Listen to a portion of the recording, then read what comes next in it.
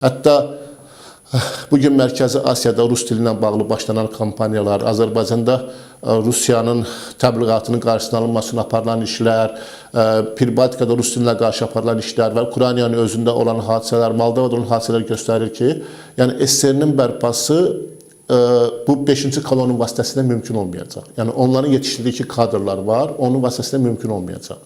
Və Rusiya, Putin artıq necə deyirlər, dalana dirənib və nəticə olaraq da artıq hədə-qorxuya keçib.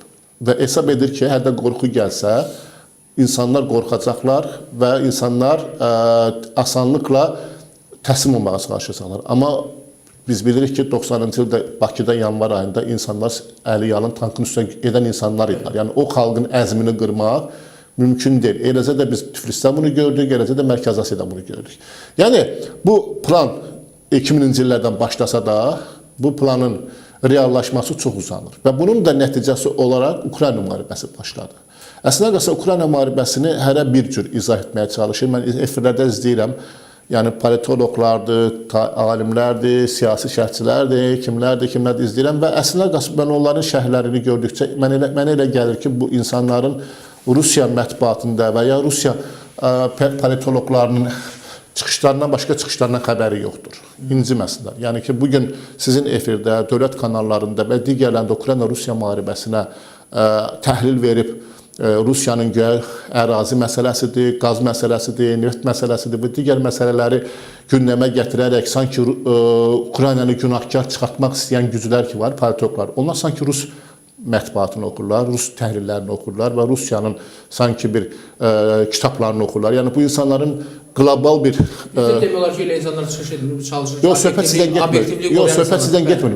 Yəni efirlərdən söhbət gedir və müsahibələrdə söhbət gedir. Sanki Ukraynanı günahkar çıxartmağa çalışırlar ki, Ukrayna, Rusiya, Ukrayna müharibəni qaz xəttinə görə eləyir falan. Amma bu mənası, bunu ciddi olaraq tarixi bilmək lazımdır ki, niyə məhz Ukraynadan başladı? Niyə? Axı bunlar eyni kökdülər. Kiyev-Rus dövləti söhbəti tarixdə var. Halbuki bu Ukraynada yaradılmış bir dövlət idi. Sonra Ruslar bunun öz əlinə keçirdilər. Tarixdən bəllidir ki, keçmiş SSR-nin əsas rəhbər adamları hamısı Ukraynalılar olublar. Ukrayna əsilli insanlar olublar. Onlar SSR-nin dünya tanıdılmasına böyük rol olublar. Hətta kosmosa ilk insanın uçması da Ukrayna rəhbərinin başçılığı altında verildi. Yəni söhbət burada nədən gedir? Ukrayna müharibəsi əslində qalsa Qafqaza, Mərkəzi Asiya aparılacaq müharibənin ilk addımıdır. Yəni Ukrayna Rusiya üçün prioritet bir coğrafiya deyil, prioritet bir məqsəd deyil. Yəni yeri gələndə eyni köklü insanlardılar və siyasəti biraz dəyişsələr, onlar orada istədiklərinə çata biləcəklər. Çünki mən Ukrayna xalqı mübariz xalq olsa da, döyüşkən xalq olsa da, Ukrayna xalqı bugün Rusiyaya qarşı dirəniş göstərsə də 4 il ərzində, yəni bu onu göstərmir ki, bu sonun nəticəsində bu həmişə belə davam edəcək. Yəni Rusiyada bir balaca hakimiyyətin dəyişməsi, Putinin gedib yerinə başqasının gəlməsi və biraz loyallıq eləsə Ukrayna xalqı ilə Rusiya xalqı arasındakı münasibətdə tənzimlənəcəkdir. Söhbət burada hədəf Qafqazda və Mərkəzi Asiyadan gedir. Hədəf bizik. Qafqaz və Mərkəzi Asiya, ardınca artıq Finlandiya, Polşa, Macaristan və üzü düz İsveçə qədər.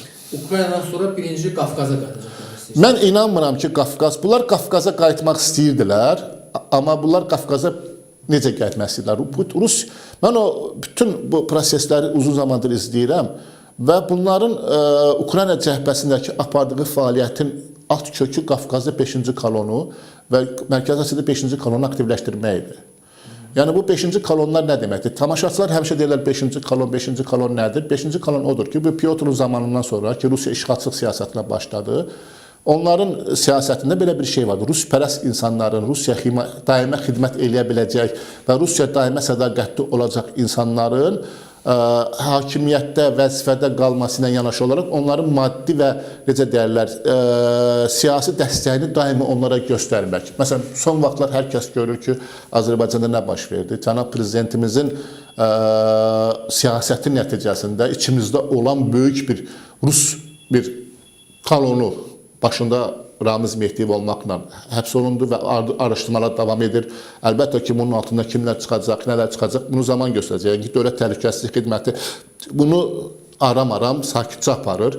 Çünki birisi necədir? 5-ci kolon elə bir sistemdir ki, onun başındakini tərpətsən, gövdəsindəki kimlər var səpələnə bilərlər və onu tapmaq olmaz. İndi o gövdəni axtarırlar ki, o gövdədə kim durub? Və mənə elə gəlir ki, biz siyahıya baxırıq, indi Bilyardərlər İttifaqı söhbəti gedir, nə bilim, Ramiz Mehdiyevin getirdiyi kadrlar var, keçmiş icra başçıları var, filan şeylərdə. Bu, birdən-birə tərpənəcək bir şey deyil. Yəni, Rusiyanın burada qurduğu sistem eyni kopyası surəti də Gürcüstanda da var, eyni surəti Ermənistanda da var, eyni surəti Mərkəzi Asiyada da var, eyni surəti Pribaltik ölkələrində də var. Ukrayna müharibəsi sadəcə olaraq Avropaya və Amerikanı eyni zamanda tükəndirməkdir. Yəni, hər kəs bilir ki, 4 il ərzində Amerika və Avropa ölkələri milyardlarla dollar Ukrayna müharibəsinə pul xərclədilər. Yəni, bu qədər pulun müqabilində Ukraynanın ərazi itirməsi, ardıcıl itirilməsi biraz şübhəli gəlir. Necə ola bilər ki, milyardlarla dollar yardımlar edilir, milyardlarla dollar dəyərində olan ən ağır artilleriya, ən ağır silahlar burada olur. Amma Rusiyanın, necə deyərlər, işğalçılıq siyasəti davam etməkdə davam edir. Mənə elə gəlir ki, burada... Rusiyanın işğalçılıq siyasəti dayanmır. Dayanmır, yəni davam edir. Yəni, bu qədər silahın qarşısında və bu qədər istifadə olunan silahlar var ki, məsələn, halbuki mən o silahların siyasətine baxıram, Amerikanın verdiyi, Avropanın verdiyi və Qərbin dəstəyi ilə Ukrayna o silahlar yəni kifayət eləmir ki, bu işğalçı ordunun qarşısını alsın. Halbuki o silahlar Rusiyanı 6 ay, 1 il ərzində tamamilə məğlub edə bilərdi. Yəni Rusiya sadəcə olaraq belə başa düşər ki, tükəndirmək istəyir Avropa və Amerikanı və hətta bugünün özündə bir neçə aydır atıb, bəzi baxıram Avropa və Amerikada müəyyən güclər etiraz edirlər ki, bu pul hara gəşlənir, bu büdcə hara xərclənir, bu pullar bizim özümüz qalmışıq qıraqda, öz texnologiyalarımız qalıb qıraqda, siz ancaq Ukraynaya yardım edirsiniz, milyardlarla dollar pul gedir, amma nəticəsi yoxdur ki, qələbə olmur ki, olmur. Və burada iki başlı oyun gedir burada, Heydər bəy. Zelenski kimi, yəni ki, xalqını sevən bir insan və Ukrayna xalqı kimi mübariz bir xalqı Amerika və Qərbin bəzi ölkələri, Avropanın bəzi ölkələri, necə deyərlər, Rusiyaya peşkeş etmək istəyirlər. Səmimi deyirəm, yəni bunu efirdən deyirəm. Zelenskinin səfərləri, ilk səfərlərinə, son səfərlərinə baxanda Amerikanın Zelenskiyə münasibəti, Avropanın Zelenskiyə münasibəti, Ukrayna xalqına münasibəti siyasi dairələrdən gedir.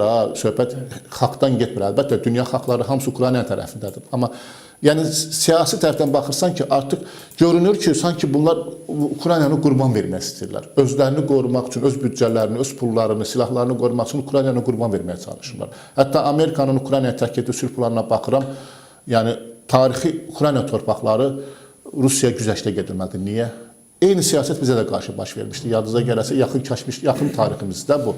Yəni, tarixi torpaqların Rusiyaya verilməsini sanki Amerika və sanki Qərb ölkələri Zelenskini təsir edirlər ki, bunu ver, canın qutarsın, müharibə olmasın.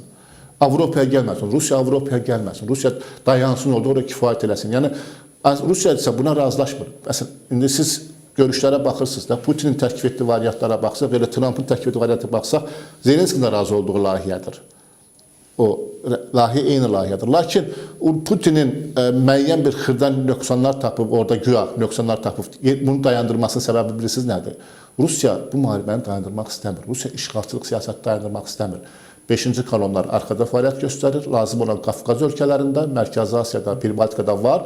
Onlara bu etibar edir, onların dəstəyin olur və sabahları psixoloji bir təsir aparılır. Bu ölkələrdə yayılır ki, SSR vaxtında yaşayış daha yaxşı idi, SSR vaxtında belə şeylər daha rahat idi və hətta Azərbaycanda bugün də özünüz gördünüz ki, bir dəstə SSR bayrağını qaldıran insanların həbs olunması nəyə göstərir ki, onların mən verişlərinə baxırdım, izləyirdim. Bu adamların danışığı tərzdir, tarix yox idi. Sadəcə olaraq psixoloji bir 25-ci kadr effekti vardı ki, SSR dövründə hamıya pulsuz ev verildi, SSR dövründə tip pulsuz idi, filan şey pulsuz idi.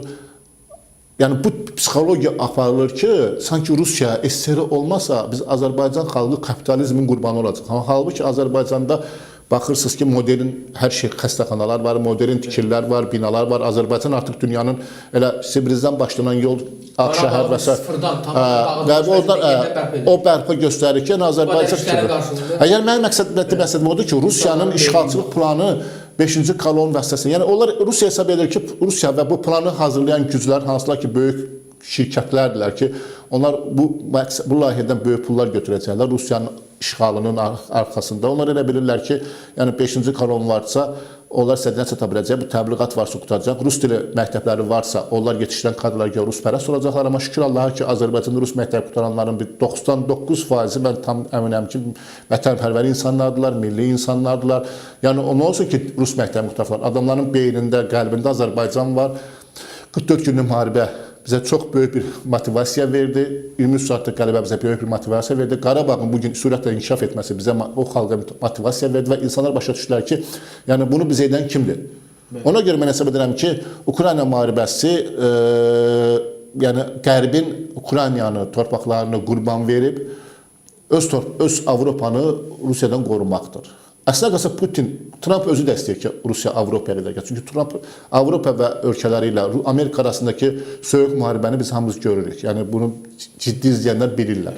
Yəni artıq Avropa Birliyinin bağlanması, hətta Elon Musk'ın çıxışı oldu ki, Avropa İttifaqı, Avropa Birliyi lazımsız bir qurumdur. Onlar bağlansa, dağılsa yaxşıdır.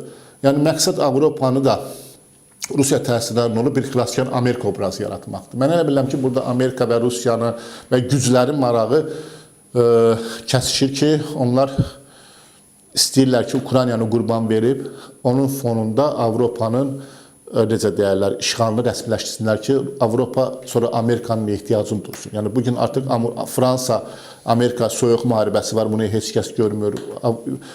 Almanya, Amerika arasında soyuq bir müharibə var, bunu hər kəs qıraqdan baxan izləyir. Nə olsun ki, münasib görüşlər keçirilir. Amma Fransa və Amerika arasındakı soyuq müharibə, Almanya və soyuq müharibə bunu göstərir ki, artıq Trump da və onun ətrafında olan güclər də istəyirlər ki, Avropa zəifləsin, qoca Avropa zəifləsin, Avropa Birliyi ideyası zəifləsin, Rusiya qorxusu həmişə onların üzərində olsun ki, Amerika xilaskar bir obraz kimi ortaya girsin.